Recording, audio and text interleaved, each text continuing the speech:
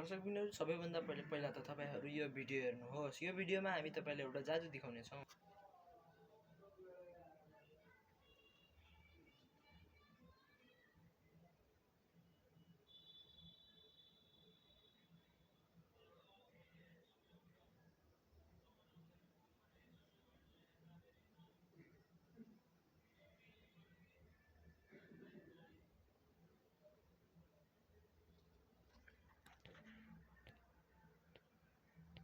दर्शकबिनहरु अहिले भर्खरै तपाईले एउटा भिडियो हेर्नुहोस्। त्यो हेर्नु भएको छ। त्यो भिडियोमा मैले कागजलाई आफ्नो दुईटा हातको बीचमा राखेर उडाइरहेको छु।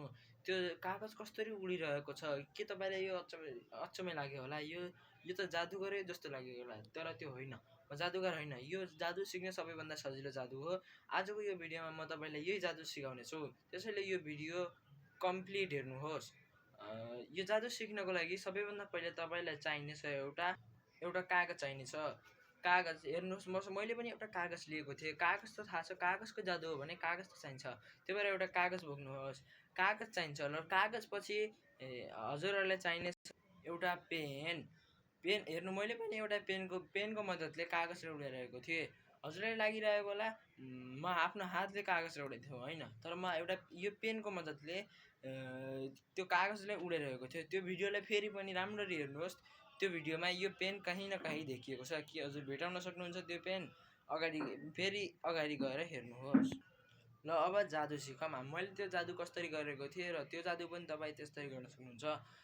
त्यसको लागि तपाईले सबैभन्दा पहिला एउटा पेन र एउटा कागज बोक्नुहोस्।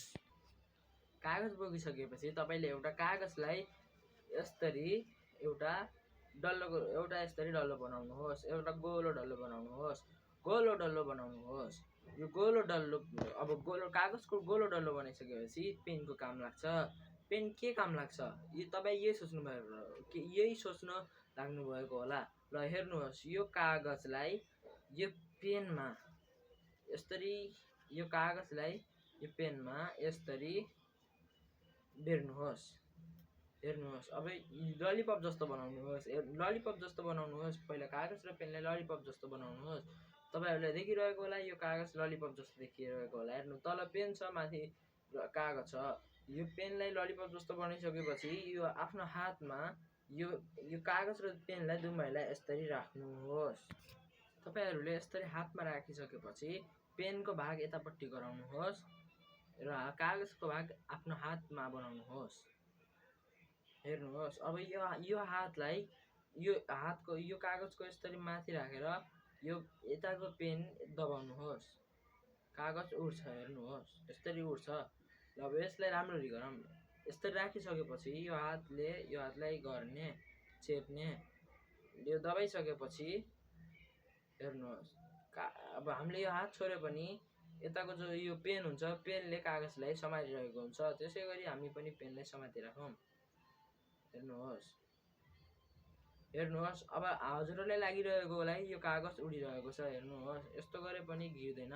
यस्तो गरे पनि यो जादु जस्तो देखिरहेको होला। तर हातलाई यस्तो गरेर हेर्दाखेरि मैले त एउटा पेनलाई कागजमा अड्काएर बसेको छु। हेर्नुहोस्, फेरि हेर्नुहोस्, यो हेर्दाखेरि तपाईलाई एउटा जादु जस्तो लागिरहेको छ। यसरी तपाई पनि आफ्नो विद्यालयमा आफ्नो साथीहरुसँग जादु देखाएर तिनीहरुलाई होपलेस गराउन सक्नुहुन्छ। हेर्नुहोस्, राम्ररी जादु हेर्नुहोस्।